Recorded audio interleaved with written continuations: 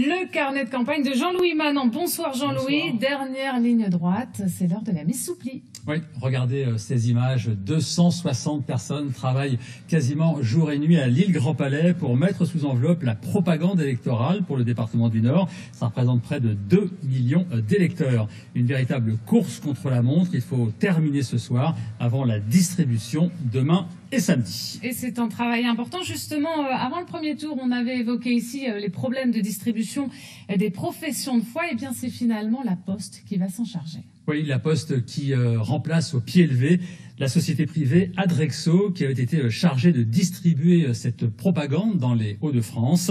Un fiasco. De très nombreux électeurs n'ont jamais rien reçu. Alors ce sont donc les facteurs qui sont appelés au secours dans un certain nombre de communes. Et je vous propose d'écouter Jean-Philippe Lacou. C'est le responsable national du syndicat FO des postiers. Il était de passage cet après-midi à Lille et il n'hésite pas à dénoncer ce qu'il appelle un scandale d'État. Oui, je pense qu'on est devant un scandale d'État, un scandale à plusieurs titres. La première chose, c'est que le message envoyé aux postiers a été plus que négatif. Quand les postiers ont appris qu'une partie de leur travail habituel avait été transmis à Adrexo, ça a été vécu comme une remise en question de leurs compétences. Voilà.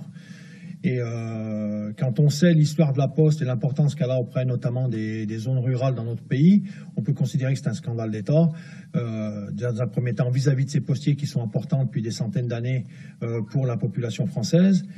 Et deuxièmement, un scandale d'État, tout simplement parce qu'il est absolument, de notre point de vue, inadmissible qu'on puisse privatiser la démocratie.